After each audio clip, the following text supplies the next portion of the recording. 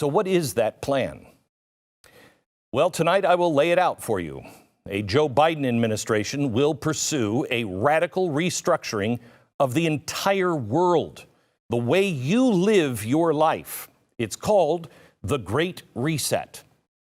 Capitalism will morph into something that resembles less of a free market and more akin to, it's been played before. It's National Socialism, crony capitalism.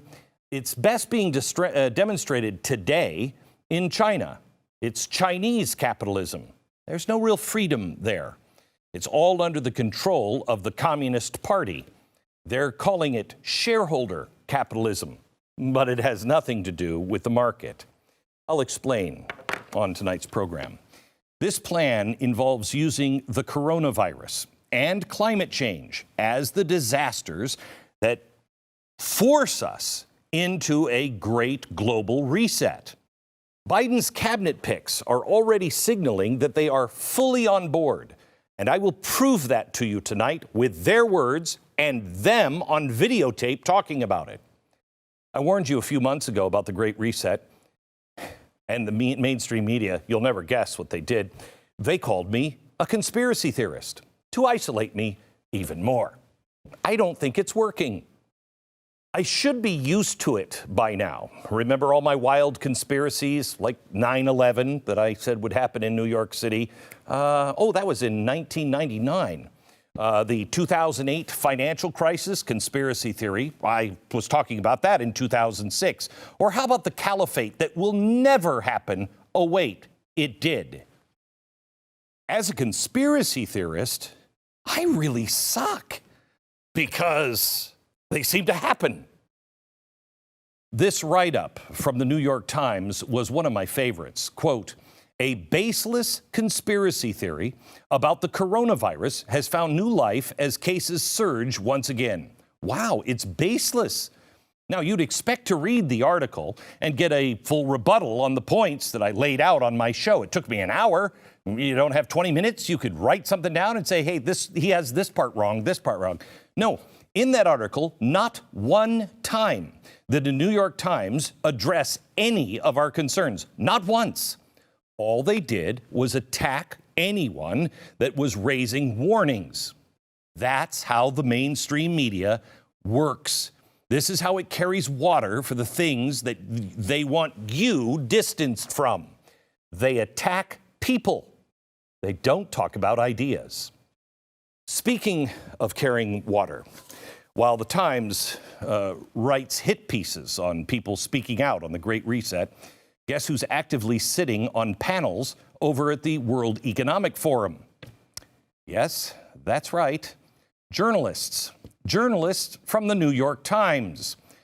We're going to come back to this specific panel a little later on the program. You don't want to miss it.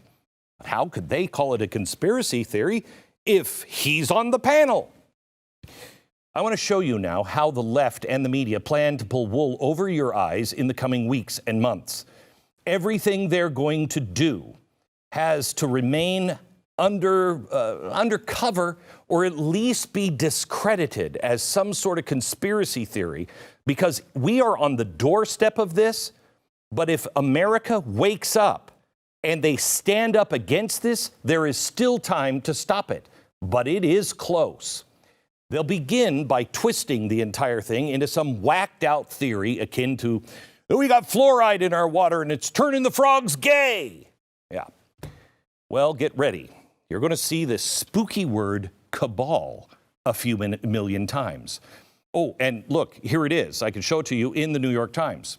Oh, and there it is in the Daily Beast and CapX. Oh, let's check the BBC. Oh, yep, there it is. Cabal. Let's stick with the BBC article here for a second, because it is a perfect example of what you're going to see as we start exposing what Joe Biden and global elites are planning to do. Check this out. Quote, "The baseless, again, conspiracy theory known as the Great Reset, which claims a group of world leaders orchestrated the pandemic to take control of the global economy." Now that sounds pretty nuts. And it would be if that was anything like what we said. But that's not what we said. We never said the World Economic Forum orchestrated the pandemic. They were waiting for the right thing to happen so they could rush in and save it. We pointed out, in our own words, they were planning on taking advantage of it. They did not create it. All the media has to do is simply go to the World Economic Forum's Great Reset webpage, God forbid, read for yourself. Or have you done that and you know, and you're just lying to the American people? On their website, they clearly spell out how they plan to use COVID to kick off fundamental changes to society and capitalism, aka the Great Reset, which is theirs. I showed you their academic papers that they've already begun to publish. Everything is there in black and white. We know the media obviously doesn't like to research and read, so why don't we just listen? There's the head of the World Economic Forum. His name is Klaus Schwab. Now is the historical moment, the time, not only to fight severe virus, but to shape the system for the need for the post-corona era. But we have another choice. We can build a new social contract. In short, we need a great reset. So I'm going to agree, actually, with the Times. They call us conspiracy theorists for saying this, and I want to agree that it would be a conspiracy if that's what we were saying. But this is no conspiracy because they're not really hiding it. It's out fully, open, in the public. Those aren't my words. Those are his words. He's saying those things at the World Economic Forum. They're not trying to hide it. Just politicians and the media. Now, isn't that odd? The ideologues are shouting it from the mountaintops, while the ones who want to profit off of the advantages are keeping it quiet. It's no wonder why you read through their documents that you see something entirely different than what the New York Times is telling you. It's insane. If you didn't see my last show on the Great Reset, I urge you to watch. This is happening. Shareholder capitalism, National Socialism, Chinese capitalism, whatever you want to call it. It's on a global scale, and it's what they're after. This entire article, written by the World Economic Forum back in 2016, quote, "Welcome to the year 2030. Welcome to my city," or should I say, our city. Remember, individuals will not exist. It's only the collective. It goes on. I don't own anything. I don't own a car. I don't own a house. I don't own any appliances or any clothes. Yeah, there will be no private property, they hope, they say, by 2030. Is that you, Karl Marx? The media is calling us crazy for being concerned about this. Now, this might work in some countries where you've never had private property, but we are a country that is based on individuals, individual freedom, and the entrepreneurial spirit of, I want to build something myself. Now, surely that article was from 4 years ago, so they don't still believe that communist bullcrap, do they? Well, let's look at something more current. Here's a video from a couple of months ago. Watch.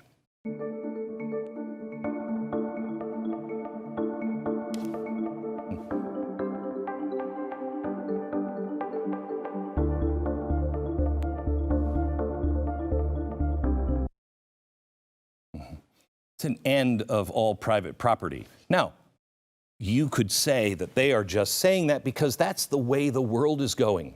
Yes, it is. But there have been deep, deep thinkers that have written article after article about what does that mean to Americans? How will that change the fundamental principles of America? We may indeed go that way because it's easier, but that's not what this is. This is a shove into that system without allowing you the opportunity to talk about what does that mean. You'll rent everything. You'll own nothing. Will you be happy? I don't know.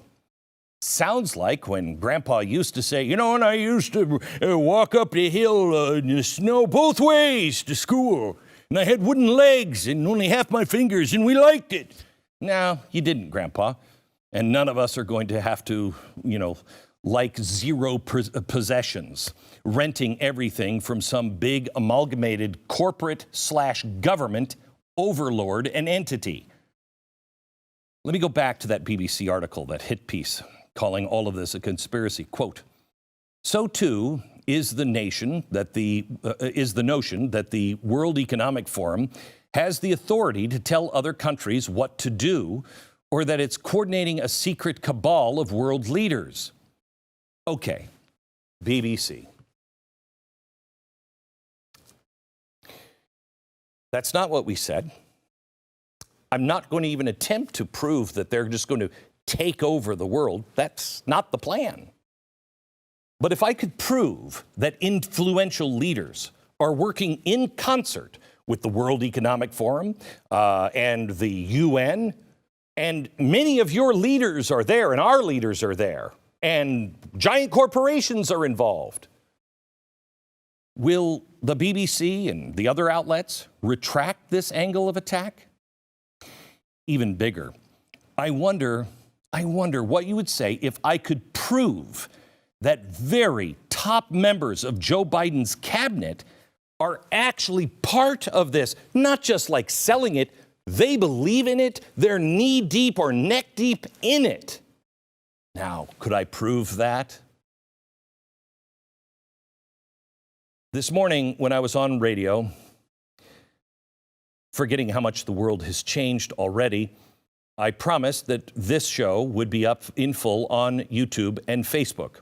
Then we met with our attorneys and all of the people that are working literally their whole day, trying to carve out a way to where we can communicate with you on social media.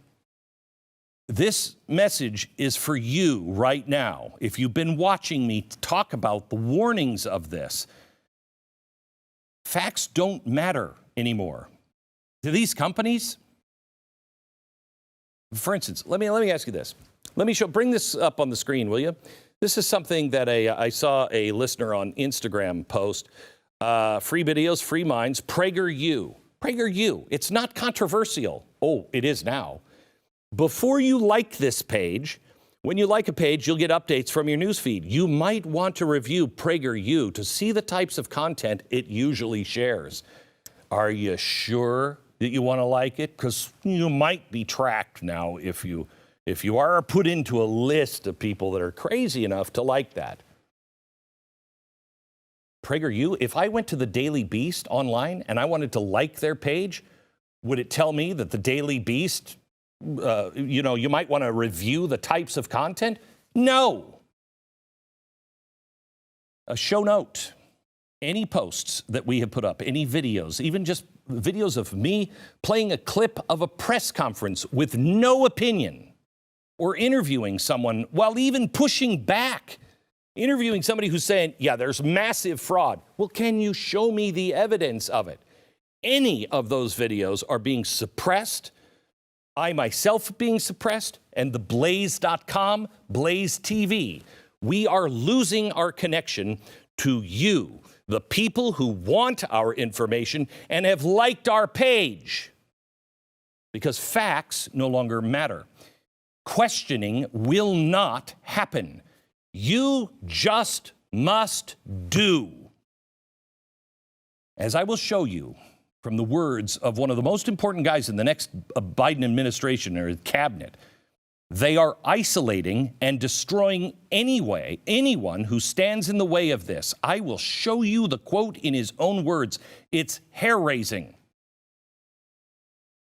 But because facts don't matter, and dare I believe that I didn't say anything too crazy for Facebook or YouTube that people just can't handle, we're going to continue the rest of this show exclusively on Blaze TV.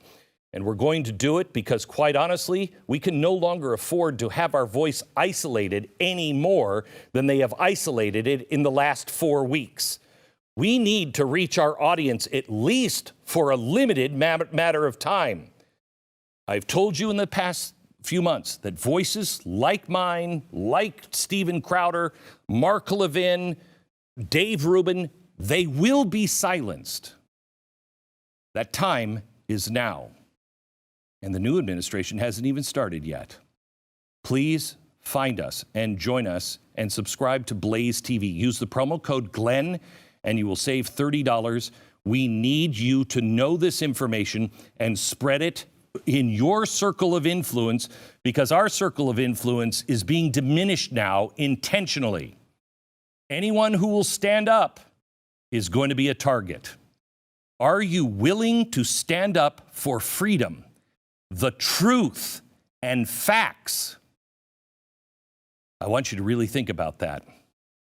And if you still say yes, join me in 60 seconds on Blaze TV, and I will prove these things to you in their own words.